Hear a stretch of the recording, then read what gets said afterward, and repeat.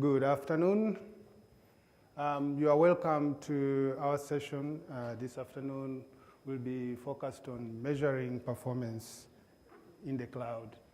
My name's Nicholas Wakou, and I'm a performance engineer with Dell, based in Austin, Texas. My co-presenter is the guy with the red hat. He's Mr. Bond, Andy Bond. That's right. And you can get details of who we are from the speakers site for the Red Hat Summit, and then also you can also get more information on LinkedIn. We do have 1 hour of fun with you. We'll be talking, various topics on basically tuned to how to measure performance on the cloud. We'll be defining the cloud and its characteristics. We'll look at some of the tools that we use for measuring performance on the cloud. We will highlight one of the tools, which is an industry standard benchmark that was released in last month in May from the SPEC organization. Then we'll also look at some of the performance monitoring tools, and then how we can use these tools to characterize or understand the behavior of performance on your cloud. And then we shall share some tuning tips with you. So we have 1 hour. We hope that at the end of the presentation, we shall have some time for answers. But if you have a question or need any clarification on a slide, feel free to put up your hand, and then we can take care of it there and then. We'll try to make this as interactive as possible, so we expect some good participation from you. Without much ado, I'll call upon Mr. Bond to take us through defining the cloud. All right. Thanks, Nicholas. So Nicholas and I are going to be tag teaming you guys today back and forth a little bit. So as long as you guys are a well-behaved audience, we won't have to break out any WWF pile driver moves on you guys or anything, right? So just bear with us. All right. So I just want to touch on the theme that we're seeing around Red Hat Summit that Jim talked about yesterday, the power of participation. And everything we're going to be talking about today, as far as tools, methodologies, the way we're doing things, and the Spec Cloud benchmark is all about participation. So this is not something that Red Hat's done by itself or Dell's done by itself. This is something that we've worked on in a community, right? Either as an open source tool set or through a consortia like Spec, okay? So as we go through the slides, I want you guys to consider there may be particular areas where you guys might want to get involved in this. So again, look for participation opportunities. So as we talk about performance, one of the first things you want to do is sort of define what you're trying to measure and what's important to measure. And defining a cloud. So a cloud, and we're talking about measuring performance in a cloud is a very interesting term.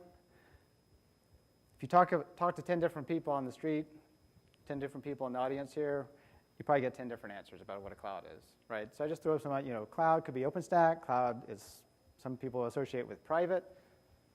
You talk to people on the street, they may be talking about a cloud in terms of technology, right? Cloud is Cumulus, cloud is funnel, right? So we need to put some definitions around what a cloud is. So I went to the NIST, or the National Institute of Standards and Technology, and I wanted to see that my tax money was being well spent. So NIST has put together some definitions about what different types of clouds are. So this is their definition, this publication 800-145 of what a cloud is. A couple of things I want to point out here. Obviously, it's a shared pool of configurable computing resources.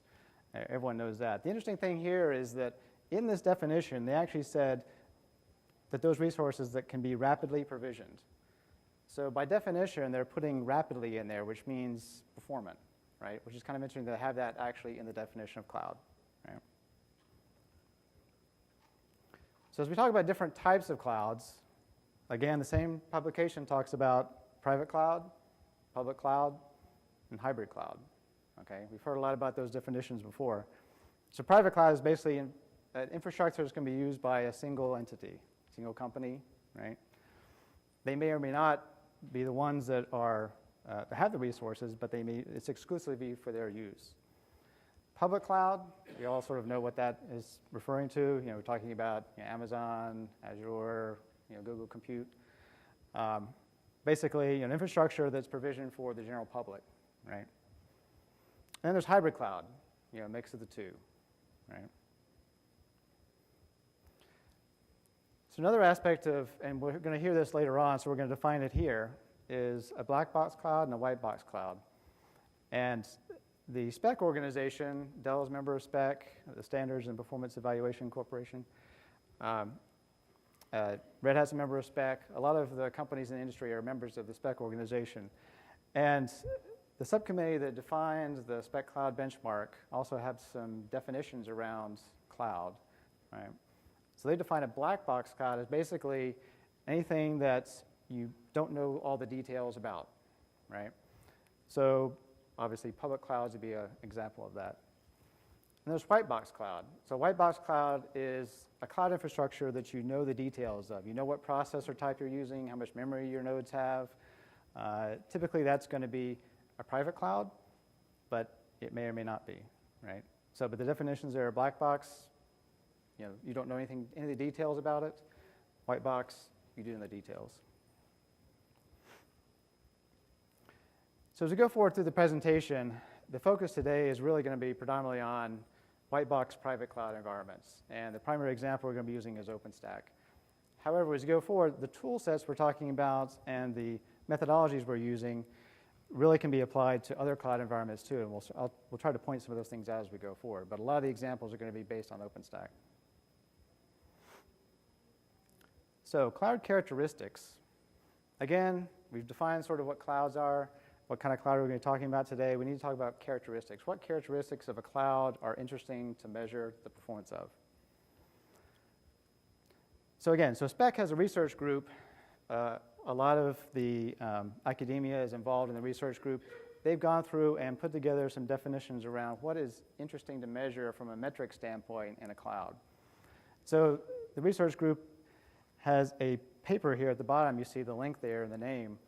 This Ready for Rain, a view from SPEC Research on the future of cloud metrics, goes through a lot of detail about many different types of metrics that are interesting to look at in a cloud, how you measure them, how you compute the metric, that kind of stuff. Today we're going to be focusing on a few, really elasticity and scalability. All right? So that same paper has a definition of elasticity, right? So it's, again, I'm not going to read the definition to you, but you guys can read that. But the thing to point out here is that it's really about how well does this cloud keep up with your demand, both as your demand grows and as your demand shrinks, right? And elasticity, the last part of the definition there says that each point in time, the available resources match the current demand as closely as possible, right?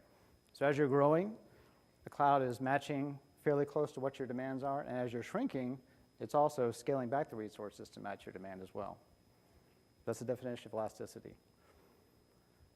The next one is scalability. So the same document talks about scalability. The difference here between scalability from their definition and elasticity is that scalability is basically just can that cloud keep up with increasing demand, right? It doesn't talk about how close the resource allocation is to the demand. It just means can it keep up with your demand, both growing and shrinking.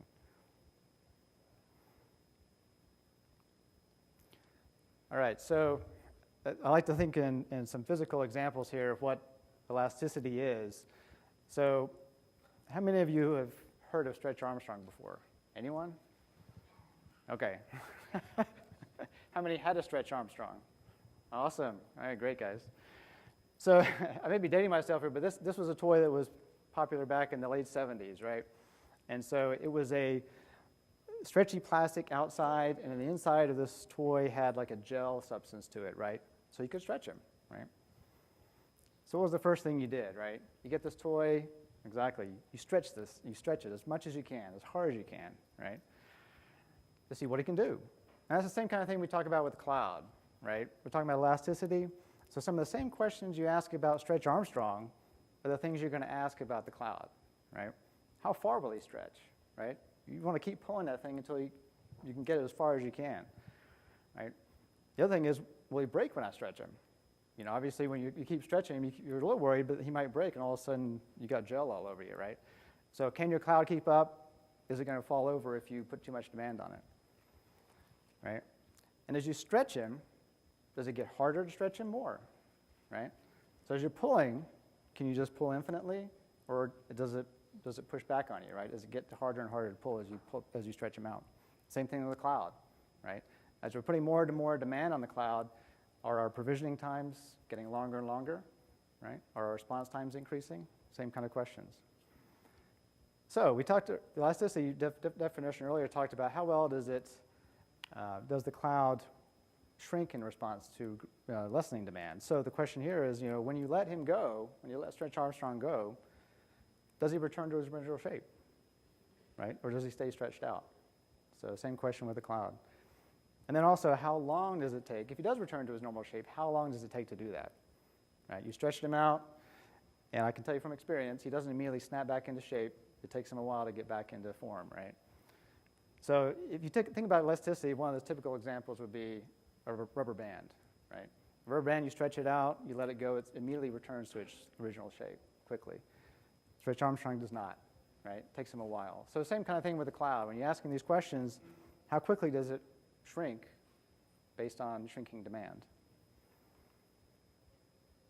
All right, so we talked about what a cloud is. We talked about some of the metrics that we're interested in looking at, scalability, elasticity.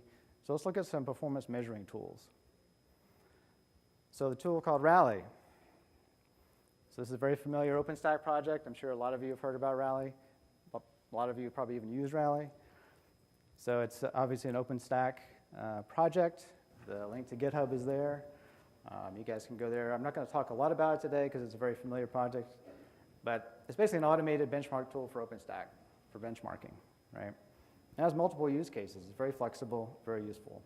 A lot of it's used for development in QA. You know, Red Hat uses it internally for QA. DevOps, continuous integration, continuous development. It's got a lot of different use cases. It's a very flexible tool.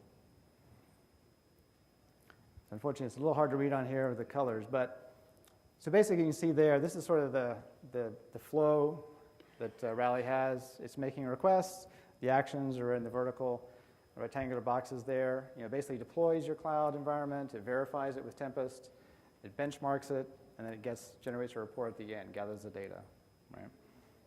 And this is all interacting directly with OpenStack. And then it uses Salama to gather data and sticks that in the database for results. It's a very useful tool. So if you don't know about it, I highly recommend going to the website, going to the GitHub, and taking a look at it for more details. So another tool that's very useful, and we've used this a lot internally, is PerfKit Benchmarker. You guys may or may not have heard of this. This is an open source project that was started by Google. There's a very wide community around it now. I borrowed these slides from their website. The goal behind PerfKit was to develop an open source living benchmark framework. They wanted a benchmark that would be very flexible, that as cloud demands change and things that are interesting to look at in the cloud from a performance standpoint change, the benchmark harness could change as well. And that's what it says at the end, living because it can morph and change quickly based on developers, as developers change. So some of the guiding principles here, the few that I'm going to point out under the pick benchmark section. If you look at the very last thing, it says develop new benchmarks only when there are important gaps. So this is one thing we're going to talk about too later. A lot of it that we're trying to do is we're not trying to reinvent the wheel all the time with the harnesses we use, the workloads we use. It's very important that we leverage existing frameworks that are out there as much as possible. And that's one of the guiding principles behind Benchmarker. And then if you look at the methodology, USAM methodology, it's talking about capturing the cloud elasticity. We just talked about that. And then capturing traditional metrics like throughput, latency, and other types of metrics. So this is, I'm not going to go through all this, but it's on, you guys will be getting a PDF version of this, I believe. So don't worry about not going through this. You can go through it later, look at it. The reason I put it on the slide here is just to kind of show the execution flow at the top, right? So PerfKit Benchmarker is basically an end-to-end environment for the cloud. So it has configuration files that determine what it's going to need to run, the benchmarks it's going to need to run. It goes out and provisions that workflow in the cloud. It prepares the run, runs it, right? Tears everything down and uploads the report at the end, right? So that's a similar type of workflow we're going to see through all these tools. We don't want a tool that we have to go and hand provision instances in the cloud and then go off and run a separate benchmark, tear everything down ourselves. We want a benchmark harness that's going to do all that for us, right? Because the key for benchmarking the cloud is iteration, right? A couple things to point out here. Interesting, there's obviously number 2 in popularity there on GitHub. It's very, very popular for their cloud platform, Google's cloud platform. Interesting thing here at the bottom, middle, 10 plus cloud provider environments are already supported, right? So this PerfKit benchmarker already has the APIs embedded in it for AWS. They're all listed there. The Google Compute Platform, DigitalOcean, Kubernetes, OpenStack, Rackspace. Those are already there, right? So there's no coding needed to interface with those types of clouds. It's already built into the harness itself. Very flexible. And it's easy to add additional APIs if needed. The other thing is the number of benchmarks. If you look on the top right, 34 benchmarks are currently supported in PerfKit Benchmarker. And there we go. So this is the list of benchmarks that PerfKit Benchmarker currently supports, right? A wide variety of workloads across a wide variety of types of workloads. We have big data, we got Hadoop benchmarks, we got Sysbench, OLTP, we got storage benchmarks, some are spec benchmarks, a wide variety, web workloads, very flexible amount of workloads are already included in PerfKit Benchmarker. So again, a lot of APIs for cloud environments are already supported, a lot of workloads are already supported, very flexible tool.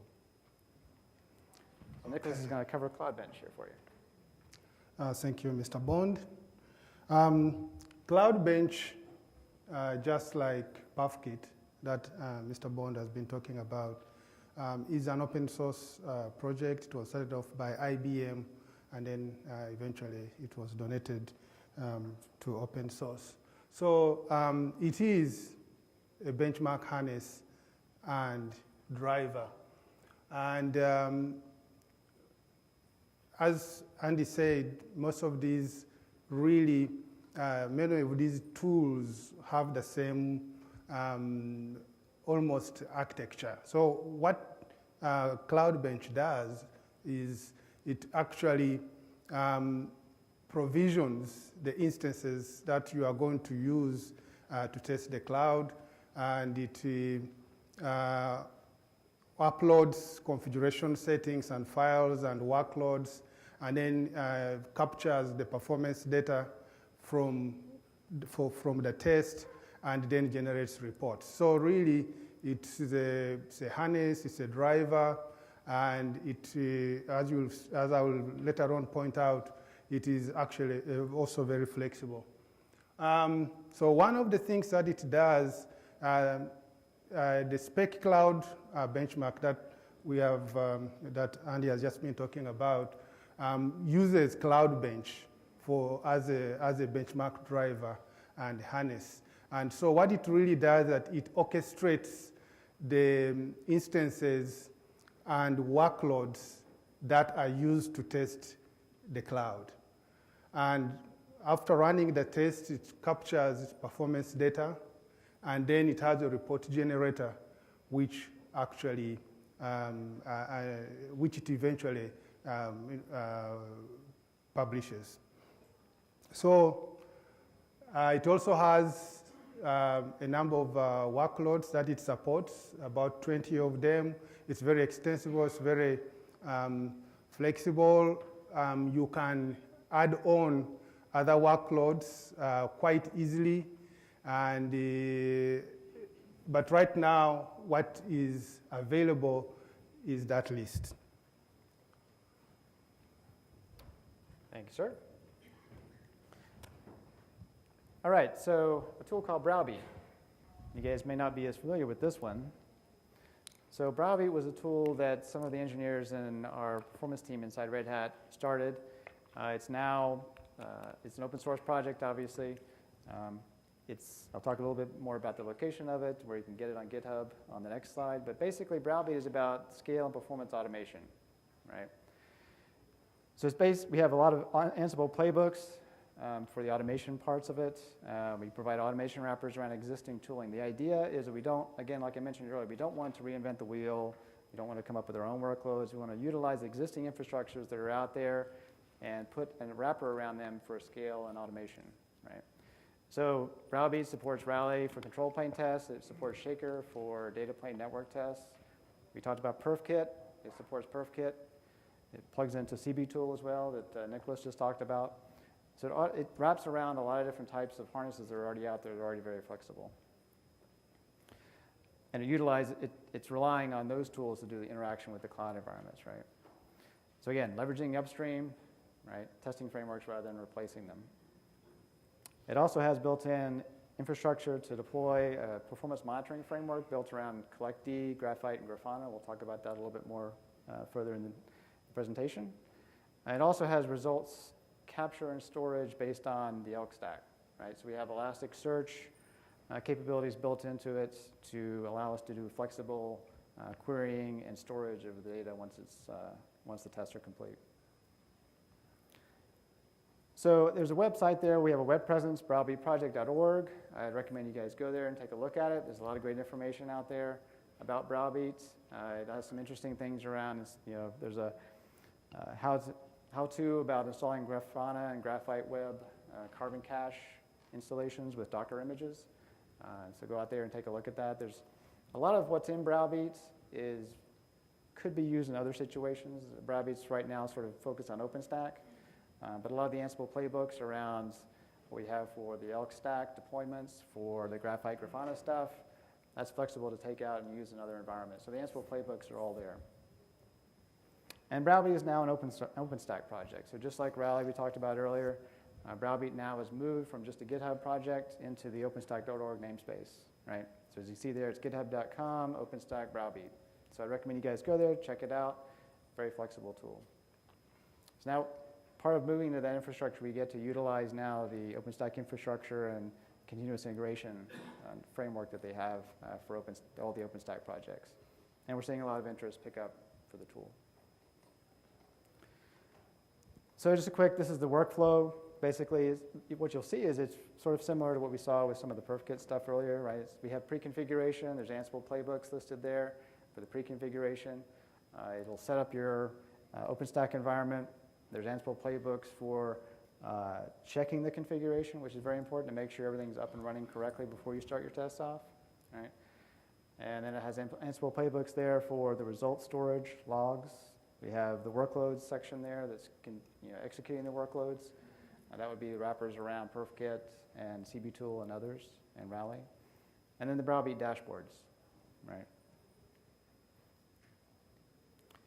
So again, the idea for Browbe is around repeatable, automated testing and testing at scale, right? So the idea here is that the workflow left to right, install the configuration, you check it, you stress test it, right?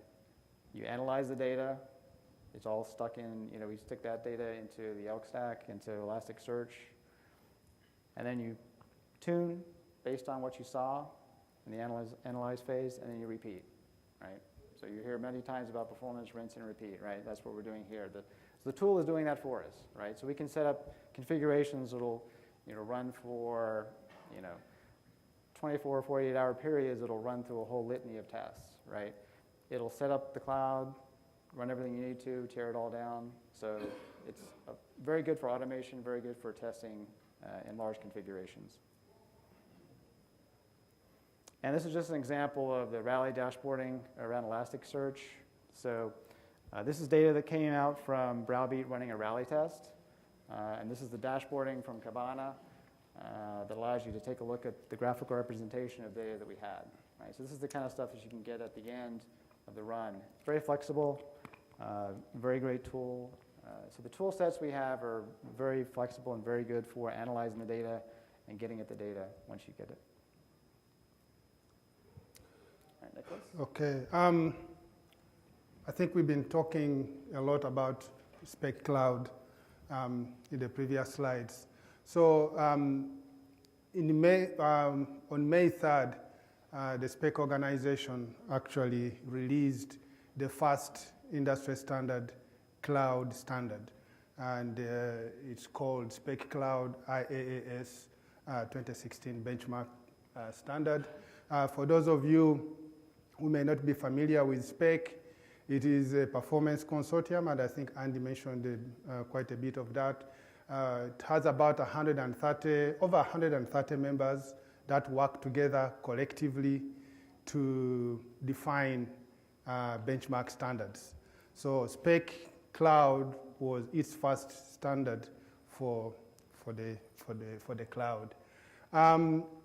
Both Dell and Red Hat have been active members of SPEC as an organization, and also been very active members in the Spec Cloud benchmark standard.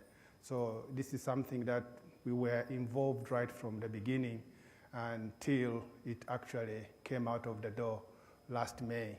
So what this benchmark does, it measures infrastructure as a service. You can use it to measure the performance of the control plane or the data plane. The cool thing about it is that it uses workloads that resemble real customer applications. And you are benchmarking the cloud, not the applications. And then it has metrics. Those three main metrics: elasticity, scalability, and provisioning time, which can be used to compare clouds. And so within Dell, we use it to differentiate our solution from the competition. And then we also show you how we use this to characterize the performance of our cloud. And there's a nice blog that there's a link you can go to get more information about this benchmark standard, and also it will show you, gives you links to other sites that can give you more information and resources. So two workloads that are used by Spec Cloud. We have an I/O intensive workload based on YCSB, and it has Cassandra as a back end. And then we do have a CPU intensive workload based on K-means running on Hadoop. And now Spec Cloud has defined a concept of an application instance. Now, an application instance is a set of virtual machines or instances that work together to run a workload. So a K-means application instance, for instance, is composed of 6 instances that run the K-means test or the K-means algorithm. A YCSB application instance is an application instance that has 7 instances that run the YCSB application. And this is going to become important as we move on. Now, when we look at what is being measured by this benchmark, we are actually measuring the number of application instances that you can run on the cloud and test. So the main measurements that we are looking for are scalability of the cloud and the elasticity of the cloud and test. Now, it is not a measure of instance density. So in other words, we are not looking at how many instances you can provision on a particular cloud. There are other benchmarks standards that actually do that. This benchmark looks mainly at the elasticity and the scalability of the cloud. You can use Spec Cloud workloads, can configure them to also do stress tests. If you want to do performance characterizations, which we shall be looking at, you can also use this workload. Now, Spec Cloud has 2 phases. There is the baseline phase where one application instance is run at a time. So you run a K-means application instance, you get results. You run a YCSB application instance, you get a result.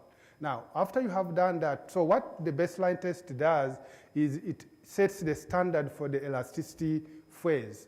It actually picks the kind of data that is going to be used to calculate the elasticity and scalability of your cloud. And so in the elasticity phase, more instances are actually provisioned.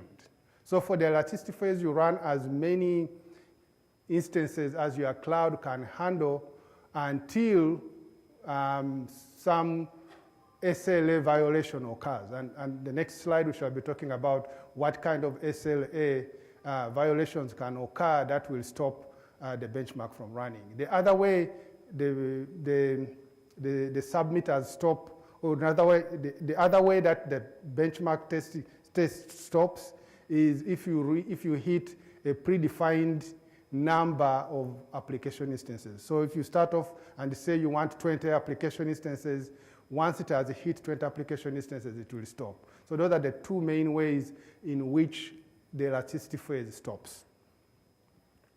Now, the benchmark stopping conditions, this is what we call our service level agreement. If 20% of application instances fail to provision, the benchmark test will stop. If 10% of those instances that are running have errors, any error, they will stop. If the maximum number of AIs set by the cloud provider hits that limit, the benchmark will stop. And if 50% of the application instances have quality of service violations, in other words, the k-means completion time is longer than the set threshold, actually. Yes, it's longer than 3 times the baseline phase, it will stop. Throughput, if your throughput falls, YCSB throughput falls below a third at the baseline, it will also stop. And the same thing, YCSB read response times and insert response times. So again, those are your service level, or rather SLA violations. And if you hit any of them, the benchmark will stop. And then it will count how many application instances have run. It will count what the throughput is from the instances that were valid. And then it will get you the actual elasticity and scalability of your cloud. After the test has stopped, you get a report. Every test, at the end of every test, there is a report. And the report that you are seeing is actually a report of an actual result that was submitted by Dell. Yesterday, one of our vice presidents, Jim Gansia, announced that Dell had actually published a Spec Cloud result. This is a report of that particular result. Now, one thing to note is the yellow box. The yellow box is where the primary metrics are actually displayed. So the primary metric, in this case, scalability is a primary metric. It shows you the scalability score, and it shows you how many instances contributed towards that score. And then it shows you elasticity of your cloud as a percentage of what it would have been. An ideal cloud, for instance, should have an elasticity of 100%. For scalability, the higher the score, the better. And the more, in other words, the more application instances that you can run on your cloud, the higher the score for scalability it will be, but the higher the better. And then it also shows you the mean instance provisioning time. And again, you want the instance provisioning time to be as low as possible. Other boxes on the report will show you some of the secondary metrics, the time the jobs were run, and then it will give you the baseline summary for the baseline test. It will also give you some more information. It's about a 3-4 page report. What I'm showing here is just kind of like the first half of the first page. Yes? I'm a little confused about the scalability measure. Why is it at 20? I would think like, is 20 the max? Does that mean 20 is the maximum that run before the cost violation? Yes, 20 are the application instances that ran before the SLA violations took place. 29.5 is actually the scalability score. So what happened is that when we were developing the benchmark, we came up with a reference platform. All the companies that were participating in the effort collected data of what the kind of performance they were getting, and that was YCSB performance, K-means performance. We put all that data together, and we came up with a reference platform. So the score you'll see here is actually in reference to those results. So it kind of captures what your performance, the performance of your individual instances, and then it relates them to that reference platform, and you get a metricless score. That's how you get that. Okay, quickly go through this. We have 2 results on that website. They are all from Dell, and the most important thing I want to show you here is that in this particular case, we were really looking at, we had 2 hardware platforms. The first result, which came out with the benchmark, we ran it on our 12th generation platform. And then the most recent result that Jim Gansi announced yesterday was run on our 13G platform. Now, we invested quite a bit on the 13G platform. We ran with faster and better processors. We added more memory, and we ran with more compute nodes. We ran with the more recent version of the Red Hat OpenStack platform, OSP8. The other one was running with OSP7. And you can see that investment got reflected in the score. And our score for the 13G platform was 29.5. For the 12G platform, it was 10.3. That was a 2.8x kind of improvement. Now, what this really shows is that the benchmark is sensitive to all these optimizations, and that's why we can now use it to measure some of our optimizations in the lab and other things. Now, this is the website, results website, as it appears now. And if you go to that website, you will get, you'll be able to download all the information about those results. There will be supporting files. There will be, all sorts of material that you can get about those results. Okay, Mr. Bond. Thank you, Nicholas.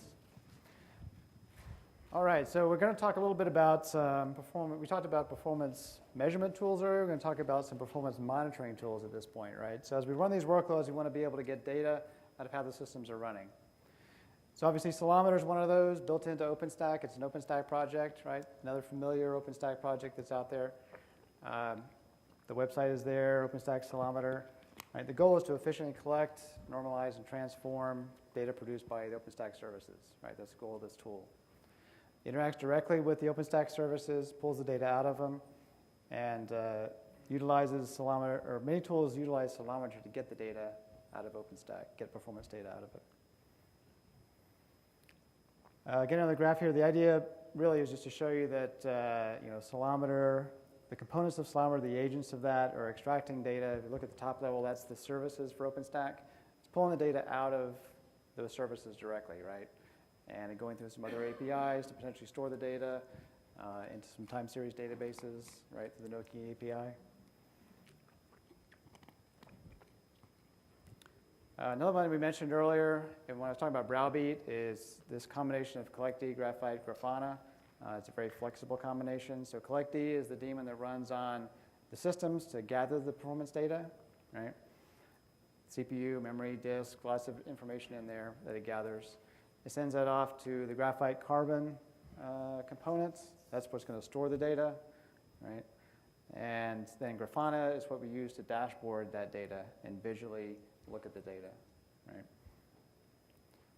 So as an example of some dashboarding through Grafana, this is some examples here. of data we captured off an OpenStack instance, right? Again, we can see this is data for the undercloud. Just a small measure of things you can get, but this is the kind of graphing you can get real time, right? This is real time types of data, so we can see as we're deploying, we can immediately get immediate feedback on how the systems are performing from a CPU utilization, memory, disk, network, that kind of stuff. It's a very good feedback immediately. And obviously we can store this in Elasticsearch for parsing later and doing comparisons of metrics. Question? Yes? Is this all shipping from Red Hat OpenStack? No, so this is bringing down tools. It isn't shipped with OpenStack, right? So these are tools that we've pulled together. It's a very common combination that's out there, right? But an easy way to pull this together is to go into Browbe and use the Ansible playbooks that we have to do everything for you and set everything up. So these graphs were generated through Browbe and through the configuration that we have through the Ansible playbooks. So, but this is not a standard part of OpenStack. Okay. Ganglia is a tool that is widely used in academia and industry. It's an older tool than CollectD and the others. It's really a great tool for monitoring hardware, component utilization, and the gathering stats. It's very scalable, very flexible. It comes with a dashboard, so it's almost like an all-in-one tool.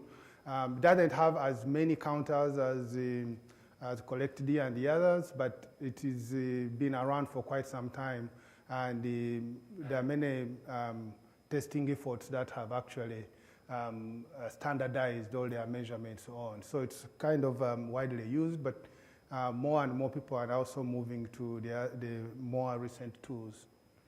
Okay, so let's quickly look at performance characterization. So you have your cloud, you really want to understand it, and you want to find a tool that will help you to understand, for instance, provisioning time. What do you use if you want to understand the provisioning time of your cloud? Is it a good provisioning time or not? Now, guess what? Spec Cloud is a great tool for that. And the Spec Cloud, one of its primary metrics is actually provisioning time. So that is the time that an instance is provisioned and the time when the instance is able to respond to a netcat probe on port 22. Same thing for an application instance. It's the time when it was provisioned up to the time when the application instance responds and says it is ready for business. So those are the two. Now, if you go to the FDR report, the one that I've just shown, you'll find that it gives you the mean instance provisioning time. It will give you the provisioning success, how many of those instances that were provisioned, how many of them were successful, and then it will also give you the average application instance time. Now, if you really want to, one way of understanding your provisioning time under load, if you are using Spec Cloud, you can actually vary the number of seeds used by YCSB. You can run as many seeds as you want, and then you can progressively see the impact it has on and by seeds I'm actually meaning instances, YCSB instances. So you can keep loading as many as you can, and then you can start noting how instance time is being affected. You can also do that using your k-means application instance, just vary the number of Hadoop slaves, and you'll be able to see that. And also, if you change your instance configuration flavor, for OpenStack, it will also be able to show you the behavior as of provisioning time under load. So Raleigh is also another tool, great tool for providing information about your provisioning time. Again, it's widely used, and both in Red Hat and other companies, and it's a great tool. And the thing about Raleigh that it's very good at measuring the control plane, and the provisioning time is one of those things that you want to measure if you are interested in your control or management plane. Now, network I/O characterization. Basically, these are the kind of things that you are really interested in if you are trying to look at bottlenecks and things that that will eventually affect your performance. Network and I/O is one of those things. You can run ganglia. I mean, you can use ganglia to monitor your network and I/O traffic. And the other tools that you can use for monitoring are CollectD, and then there's a bunch of Linux tools, VMstat, IOstat. They are all very good at giving you information about how your about the traffic that is running either on your management networks or your data networks. And if you are going to use Spec Cloud, again, you can vary the number of seeds, and then you use Ganglia to look at the traffic on those networks. You can also increase the number of YCSB records and operations, and then you watch your network traffic under load. And CloudBench has the network tools, and the same thing with PathKit. They have FIO and NetPath. Again, those are great tools that you can use to generate traffic to stress the network, your networks. Now, if you are going to be interested in the behavior of your I/O, you still have to understand the limits of your I/O. So I've put together some great resources that you can go to actually understand your PCIe limits and also your SAS limits. So when you get time later on and you access this slide deck, you'll be able to get there. And once you know your limits, then it becomes much easier for you to actually figure out if you have bottlenecks or not. Network utilization, again, good resources that you can use. You have to know your network utilization. Are you running, are you hitting the limits that your network can run or not? Again, some good guidelines on how you can go doing that. CPU characterization is another thing that we're always interested in. In fact, if you look at the CPU profile, you can tell, it gives you the story of what the CPUs are doing. And since CPUs, those are the main processing unit, it can literally tell you exactly what is going on. Now, this is a chart that I got out of Ganglia. And what Ganglia does is that it shows you the CPU user time, the CPU system time, and the CPU I/O wait time. Now, what you really want is that you want more blue than red, because that's the user time. And the moment you have a lot of blue, it means that your system, or rather your CPUs, are processing your application data, which is a good thing. If you have a lot of red, then it means that your CPUs are spending a lot of time in the kernel and the running system management code, and that is not always a good thing. Now, if you have orange, that is your CPU I/O wait time. It means that your I/O subsystem is actually very slow, and it is not responding as fast as possible to keep the CPUs busy. So a lot of information can be got out of CPU characterization. Scalability and elasticity, those are the metrics that Spec Cloud really measures. Again, if you go to the FDR or the full disclosure report, you'll find that they are well defined there and well reported. Now, tuning. Tuning is something that we have. This is basically where performance engineers literally spend most of their time. This is where we get the extra money we get. One thing that you cannot avoid is the fact that you are on the cloud, as you cannot ignore some of the traditional tuning stuff that we have always been doing, tuning your servers and things like that. So the best practices still apply. You have to make sure that you are running with the latest BIOS and firmware, and that you have set appropriate BIOS settings. You have to be sure of your RAID and JBoard configurations. And by the way, all these knobs that you have to look at, I cannot tell you that this is what you have to use, because it could work differently for your cloud. The most important thing is go through all of these and find out which one works for you. So once you go through all these things, try things like NIC bonding. What bonding works for you or your cloud? Try things like Jumbo frames. They may work for you, they may not, but in many cases, Jumbo frames give you very good performance. And the same thing with the OS configuration settings. Now, once you have done your hardware and OS tuning, and you have, then you can now focus on your cloud configs and settings. So one of the things, just to illustrate this tuning point, was that within Dell, we ran a workload on bare metal, and we got the performance on a bare metal and used that as a reference point. And then we ran the same workload on the cloud.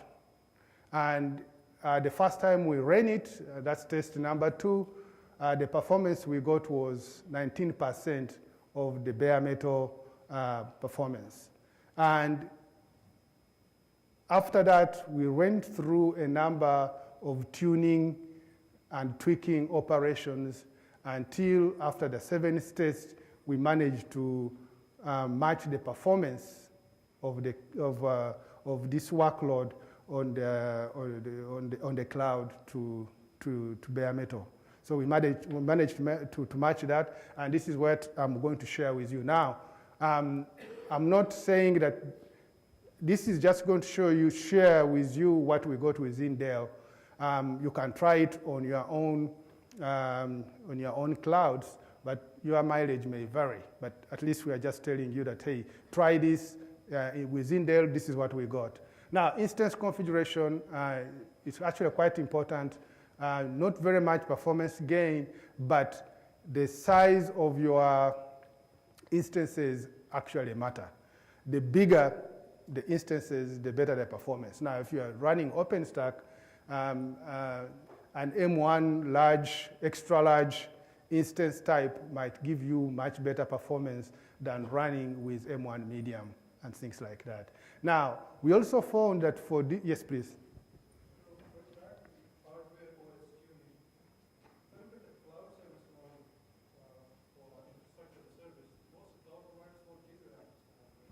Right, and this information may not apply for a public cloud, but it will really only apply for a private cloud where you have full control and knowledge of the underlying hardware. Yes, it's true that the public clouds won't give you that information because there's a lot of abstraction there. So this will apply in a private cloud. Right, anyway, so instances, the number of instances you run, now for the particular workload we were playing around with, we found that there was a sweet spot of running 4 instances. If you are running only 4 instances on each compute node, you got much better performance. If you ran anything below that, it wasn't so good. If you ran anything more than that, it wasn't good either. But when we ran with 4, we got good performance. And if you run 4 instances and you actually size them, into very large, depending on how much, what resources you have, that's how you get the best performance.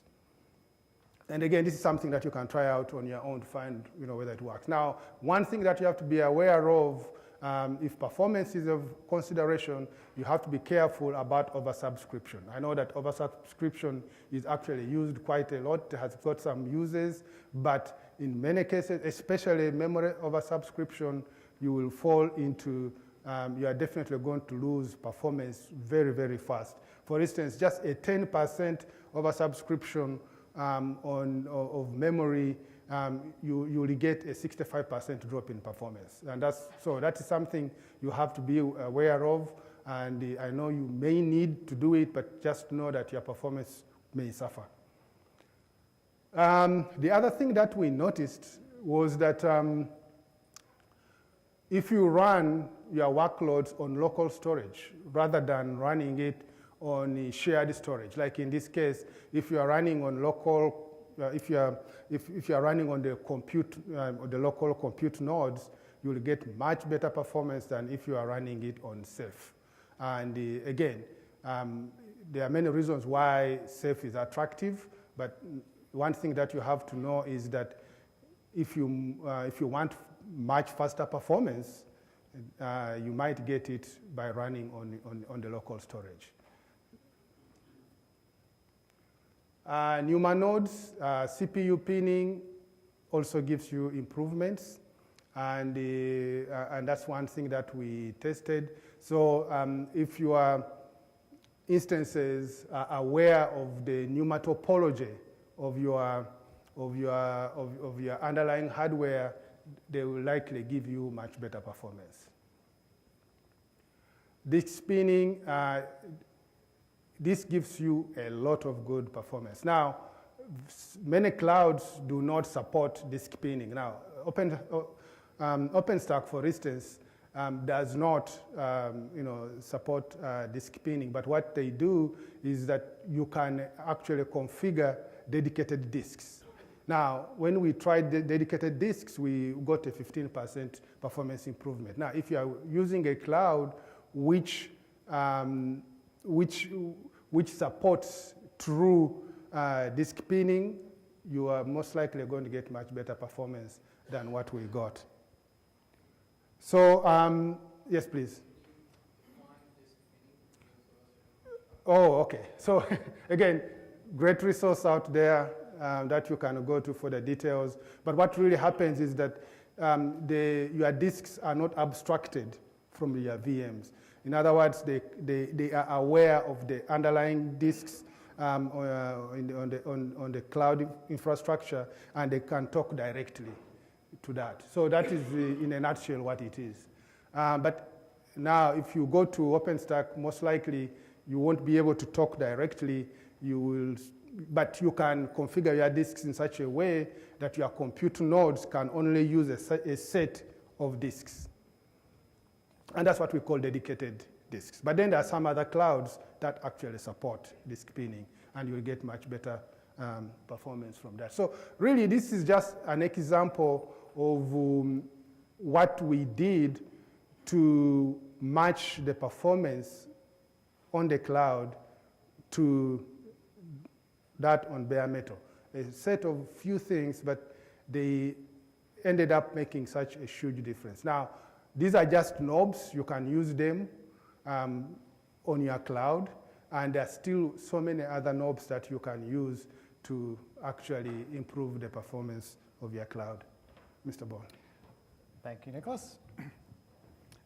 All right, so a couple of quick examples. We talked earlier about the tooling, importance of tooling. This is some dashboarding. Again, we talked about Grafana earlier, and the importance of having the availability of data real time. This is an issue we hit with an OpenStack deployment. We were deploying at scale. The issue here was that the controller nodes were unevenly distributed from a CPU standpoint. So we had one that was getting a lot more CPU than the others were. We were able to immediately identify that by the dashboarding, right? So it's a little hard to see here because the scale on the left-hand side is different, but the one on the top is actually less utilized than the one on the bottom. The one on the bottom is about 27% utilized. The one on the top is, about 4% utilized. The issue here was that, when we saw this discrepancy in the utilization, we looked at the controller nodes, and one of them actually had a different processor set that had more cores, and OpenStack was actually assigning that guy all the work. And the other nodes were not doing anything. So again, an issue that cropped up, easily we're able to identify it with the dashboarding. Another thing to point out real fast is we are looking at the heat engine memory usage. When we're deploying at scale, we've seen some issues with running out of memory on the controller nodes. What we have here is we see that as we deploy more and more nodes, and it's kind of a busy graph, but the bottom line is that as we deploy more nodes, we're seeing a lot more memory utilized to deploy those nodes, right, from heat standpoint. So in the case of 50, it's about 1 gig of extra memory per 10 compute nodes deployed, right? So if you think about deploying 300 nodes, you're already talking about having 30 plus gig of memory needed to deploy those nodes. And if your controller nodes only have 32 or 64 gig, you're going to be in trouble with that. So again, pay attention to the resources you have on your controller nodes. Yeah, thanks. Yeah, so deployment timings. So this is an interesting thing. So we used ironic in this case. We were seeing a lot of instance reschedules with the default schedule when we were trying to deploy the overcloud. One of the things we did here was we used the ironic capabilities to do assignment of of computes to actual physical nodes. And we saw the deployment time drop dramatically. So you can see that the blue bars are the time it took to deploy 50 computes. So 87 seconds versus over 200 if we just leave OpenStack to do it on its own. So to conclude, so we talked about a lot of things today. We talked about defining what to measure, defining a cloud, defining what metrics are important to measure. We talked about a lot of different tools: Rally, PerfKit Benchmarker, CloudBench, the Spec Cloud Benchmark, Salama, Graphite, Ganglia, and the importance of knowing what the tools are capable of and utilizing those tools. Again, these are all open source tools that you can get access to easily and contribute to. Also, gather and analyze the data. Getting data is extremely important, right? Being able to look at the data, looking at it real time, looking at an Elasticsearch, having the data available to you, so using the right tool to gather the performance data that you need out of the system as it's running, right? And then apply tuning tips based on the data that you see. So again, participate. If you guys have interest in any of these projects going on, look at them. There may be opportunities for you guys to participate, maybe not from a coding standpoint, from an idea standpoint, right? A lot of these projects are looking for new ideas. And this is just additional information. We have a couple of white papers up there talking about performance and scaling with OpenStack, OpenStack OSP 7, OSP 6. There's also some pointers to our OpenStack blog. We're going to start putting a lot of performance data out there on the OpenStack blog, the developer blog for OpenShift, and the Linux enterprise blog. We have a RHEL blog. We have a lot of benchmark information there too. So these are other additional resources you can use to get more information about what's going on. So, and with that, we're done.